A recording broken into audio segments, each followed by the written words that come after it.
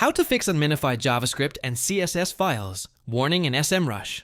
If you're running a site audit in SEMrush and see a warning about unminified JavaScript or CSS files, don't panic.